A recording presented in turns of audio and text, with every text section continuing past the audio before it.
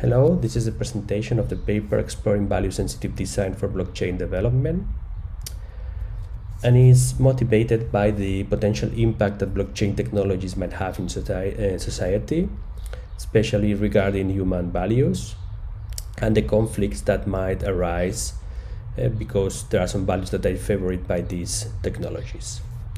So the objective is to define a set of guidelines so it's possible to make blockchains better support human values. Blockchains have their roots in Bitcoin. That was an initiative by Nakamoto to develop digital money, with the special contribution that this was a completely decentralized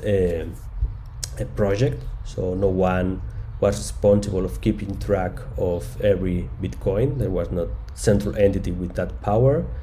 This was done through a distributed ledger that everyone kept maintaining, because everyone had a copy of that ledger, and this in combination with an incentives system made it possible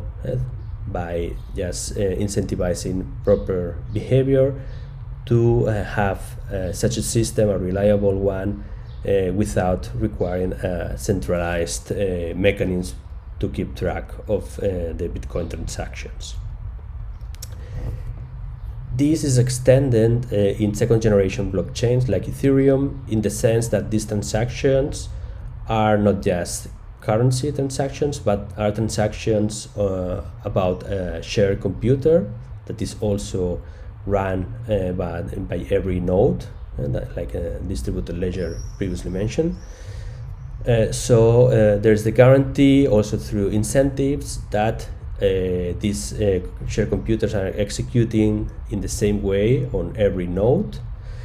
and that it's possible to develop programs to be executed in this shared computer that are called smart contracts,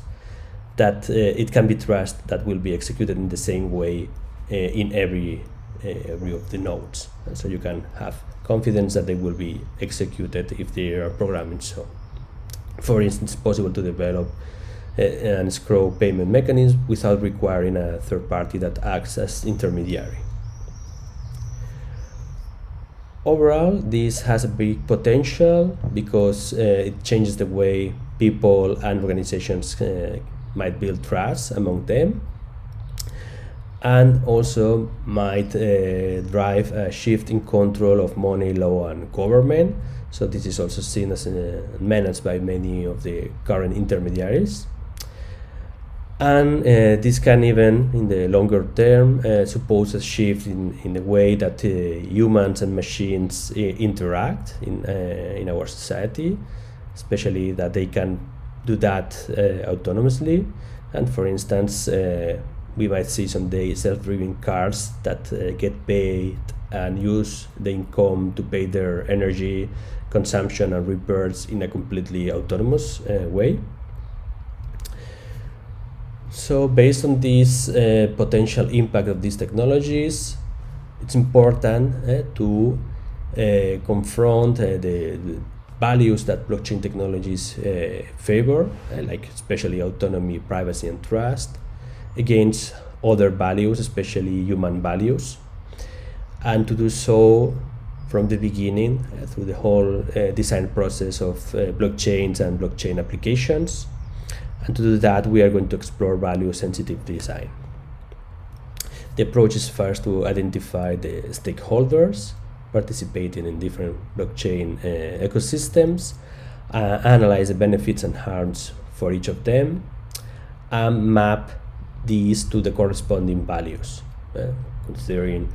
a set of predefined ones by Friedman, but also others like wealth distribution that we consider relevant in this particular case. Then detect the value tensions that we can identify between values and stakeholders, and contribute some set of mitigation guidelines. In the paper, there is all this information detailed because we have identified the following stakeholders, and for each of them, the benefits, harms, and values. We have identified miners, core developers, entrepreneurs, investors, the users, the final users of blockchains and blockchain applications, especially exchanges, when you can change between fiat currencies and cryptocurrencies, key personalities and celebrities that also use their influence in order to favor certain communities, blockchain communities or initiatives, and regulators, also very relevant because in many cases these are